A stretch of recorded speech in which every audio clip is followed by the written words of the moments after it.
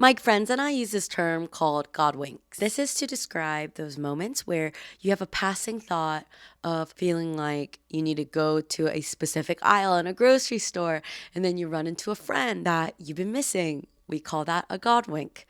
So these moments where they seem kind of minuscule, but it seems like a little wink from the Lord saying, I see you, I hear you, and I love you. There was a particular day though where I felt like these winks were everywhere recently. So I woke up and felt like I should go to a very specific coffee shop. So I went and I'm at this coffee shop and I'm wondering if the Lord has put me here to meet a very specific person because the office of the church that I go to right now is right next door. So I was like, oh God, do you want me to meet with this person? So I texted that person and they were like, oh, wish I could come around, but I'm actually working from home today. So I'm like, okay, not that. Then I text a couple of my girlfriends because I knew that they had that day off. They were like, oh, I can't today. So I'm like, not that.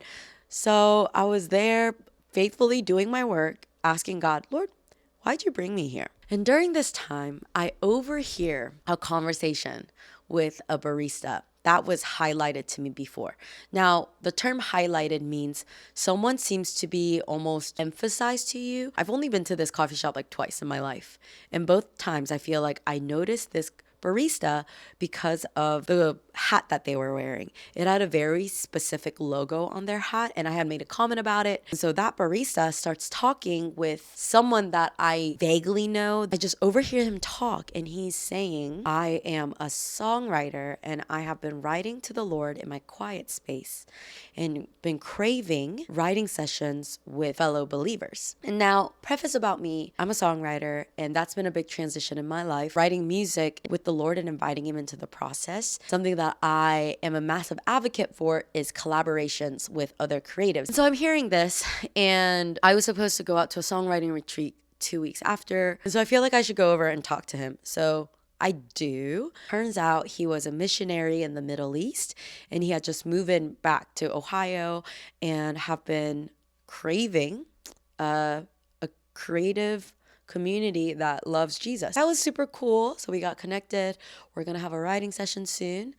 And then I'm like praising God. I'm like, Lord, this is why you brought me here. Also, how cool that the Lord allowed me to partner with him to get connected with a brother and to encourage him.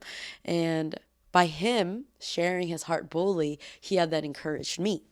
And so it was so cool. And so I'm like on this Jesus high, got my coffee in, about to go for a run on this trail that I usually go to. And I'm wearing this shirt that says, he's not mad at you, he's madly in love with you. It says that on the back of my crew neck. And I'm running, and this person runs past me. I'm quite slow, but steady, but I'm quite slow. So I'm running and this guy passes me and he says, I love your sweater. And I'm like, thank you. But he's running quite fast. So I'm like, running. I turn around.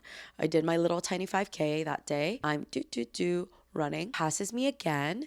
And he says, Jesus is king. That's when I felt like I had the cue to go up to him. And I felt like I should share with him about Run with Christ, which is a young adults community. I was just telling him about it. Hey, have you heard of Run with Christ? And he said, no. It's their Instagram. There's a lot of believers there who run for the Lord. And I felt like that was the Lord once again winking at me of saying, hey, I am willing to work anywhere and everywhere as long as you're attuned to me and have your eyes on me. A big thing that I have been digesting, having officially moved back to Ohio, is God, in the cities, I feel like I have more opportunities to run into people, come across people, and encourage them and have these really spontaneous moments together. And because that day, the Lord winked at me very specifically through strangers that are brothers in Christ. And I just felt like the Lord reminding me, hey, I'm the same God in London as I am in the state of Ohio. Just be expectant